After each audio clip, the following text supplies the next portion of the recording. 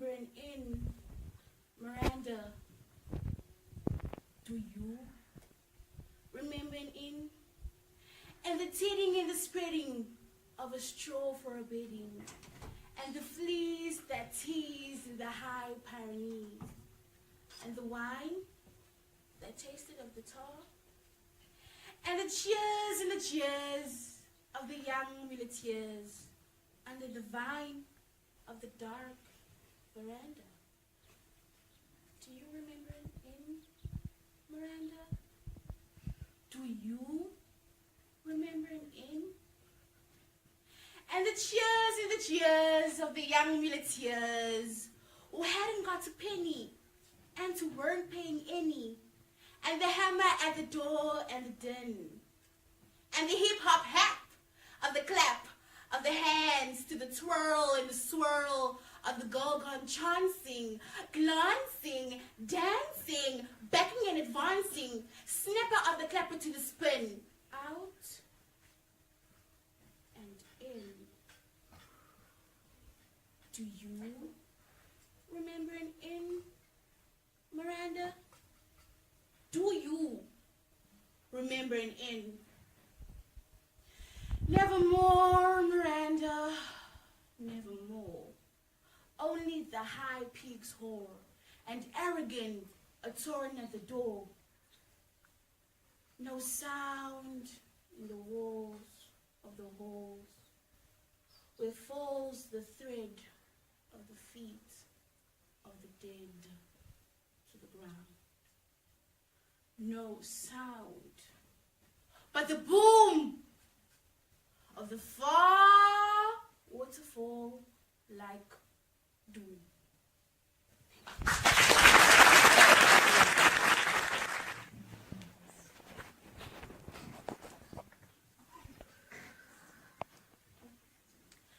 Unfinished Prayer by Napu Mashiane.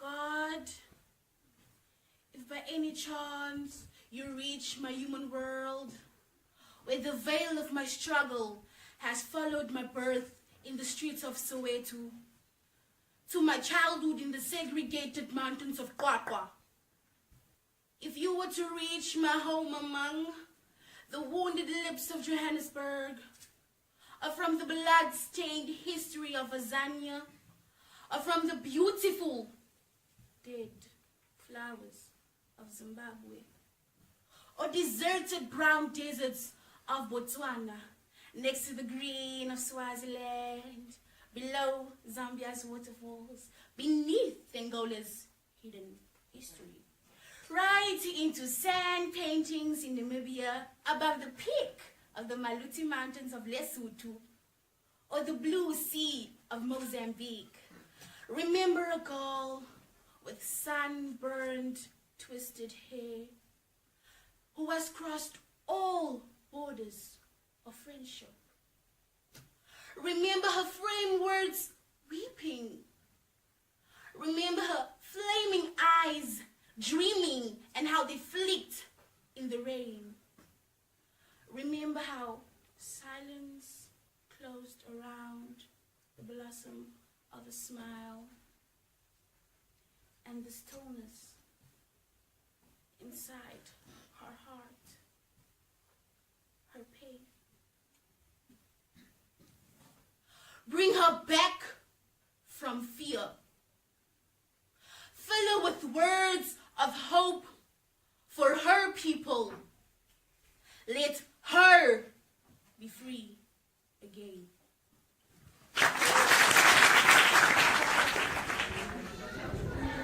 Great. Thank you, Jenny.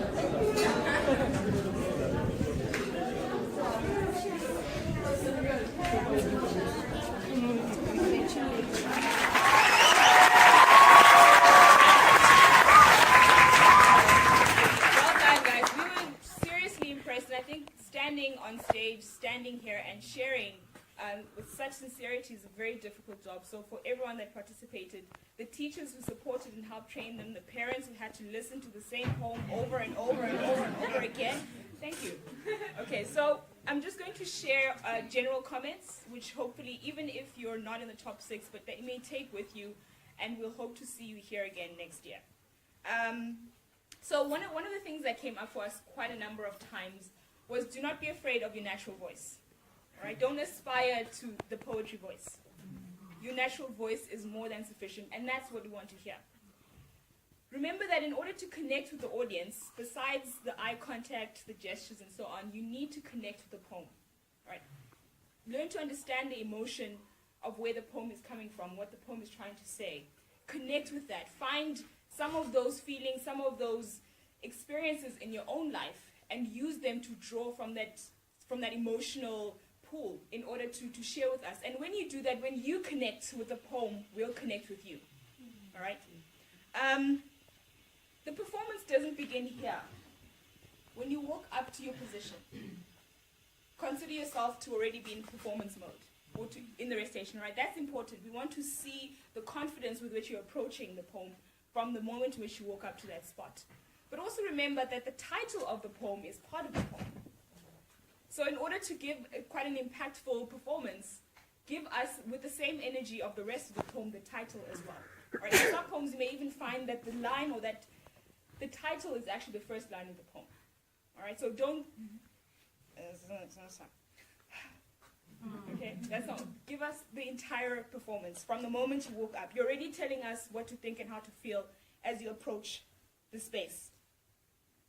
Sometimes some poems sounded a bit too over-rehearsed, where you lost the actual authenticity or the truth of the poem. So think about constantly thinking, reflect on what the poem is about, reflect, and also relax. Relax. Okay? Just all take a breath. Relax. All right? We know it's nerve-wracking, and people sometimes speak too fast or too slow because of those nerves. Or you forget your lines, not because you haven't rehearsed, but because you're nervous. So find your own way of relaxing, all right, to focus as well. If you have a certain style as the poet, consider ways of varying. So sometimes we were able to compare, obviously, between the first and the second half. And we could see those people that actually put effort into what the poem was about. So not simply showing us the same style, but actually varying their performance. Perhaps also for the teachers, just help the learners to think about the rhythm of the poem versus their own natural and personal rhythm, and thinking about how to bring those two together, so that it doesn't sound like you're reading line by line, but you're actually considering the way in which run-on lines matter, right? Where internal rhythms may be, where end of the line. So all of those things, think about how they come into play into your reading and into our understanding of the poem. Don't be afraid of your passion, obviously, but also know where that passion is coming from. And that passion itself, anger, all of these heightened emotions have dark and light. All right, so there must be nuance. Even if the poem is very passionate, think about the more quieter moments of that passion.